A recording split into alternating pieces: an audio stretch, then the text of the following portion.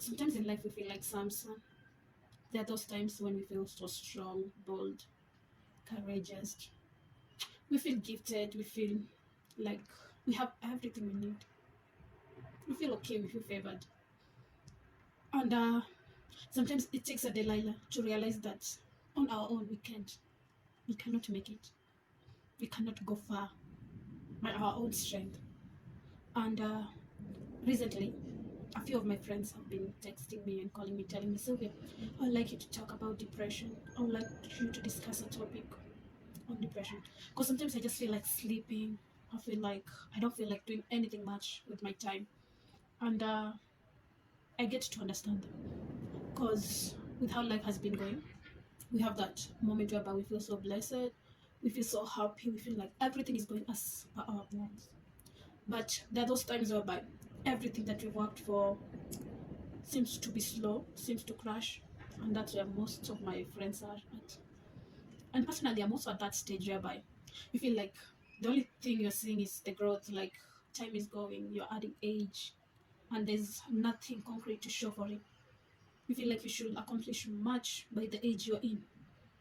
Being a 25, 26-year-old, the society wants you to have accomplished a few things, and you feel like you are too slow to catch up with what has been set ahead of you. And sometimes we have chosen our own paths, which might not result to what we would want to be, and we have some regrets in life. And those regrets sometimes accumulate to a point whereby it eats you up slowly, and you find yourself stressed out.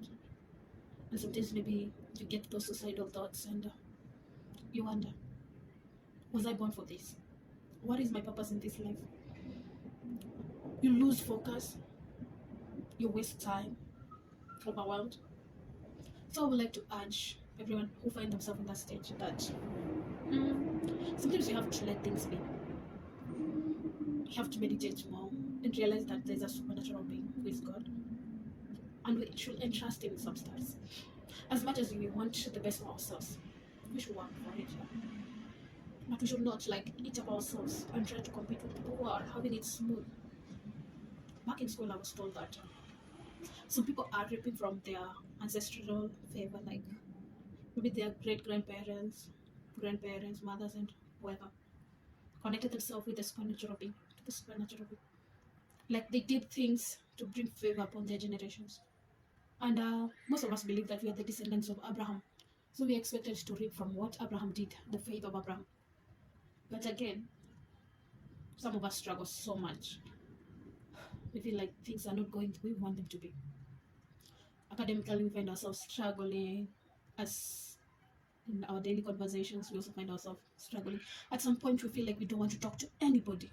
We just want to lock ourselves inside, sleep, and be. Because life has not been fair.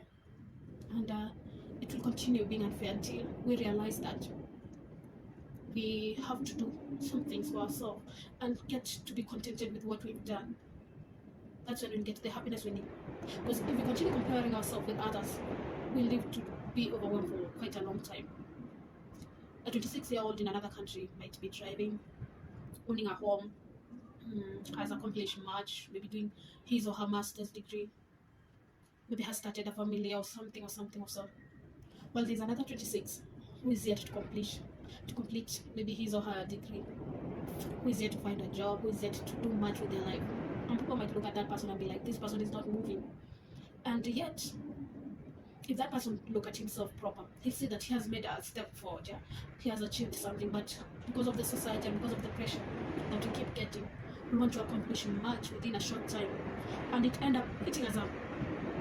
So in some cases, I urge ourselves to be writing our ideas down. Take a journal, be writing what you feel, how you feel, what you want to be, and put them all in the present moment. Like, I'm feeling like this, I'm sad or something, I should do this to be happy. You keep writing whatever you have in your mind, keep noting it down.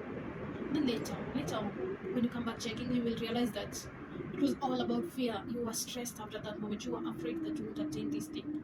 So maybe 2 years later, a year on later, you realize that you've ticked everything on that book and you've accomplished it. So maybe not let fear or comparison eat up our future. Sometimes you might become too overwhelmed that you indulge in drugs and other stuffs to bring joy to yourself. And that joy will just be a short moment relief, yeah? It might give you that happiness that you wanted for a short while. But after that, what's next? So may we not destroy our future because of today's fear. Let's keep working on ourselves. It will take a lot. It will take a lot of energy, a lot of determination, a lot of consistency, a lot of heartbreaks, a lot of pain. But if you don't let yourself go, you will be happy. And everything that you pass through within your journey will be a testimony for others. One day you get a platform to share how you felt and how life treated you and what you did to make yourself be in the position you are today, a better position that is. So every one of us need a friend. And sometimes friendship might not need a second of that person. You can be a friend to yourself. And it's okay sometimes to sit down and talk to yourself. It's okay sometimes to sit down and journal stuff. It's okay to meditate. It's okay to pray. Share your problems with God. Share your problems with yourself. Talk to yourself at some point. Tell yourself, Sylvia, this is what you're going through, yeah? And this is what we want for ourselves, for myself. So let's do this. And you come up with ideas. Look at yourself in the mirror and speak to yourself. You can use your phone as I'm using mine. You just speak to yourself. And life is always fearsome at some point, yeah? If you keep being consistent, if you keep trusting yourself, if you keep trusting a future that you know nothing about, but you've already created it in your mind, you know that you'll be successful. You know you'll have that house that you want. You know that you'll be living with those people that you love. Keep imagining it and work towards it. And with time, you'll accomplish all that. So in life, you are the architect of your own future.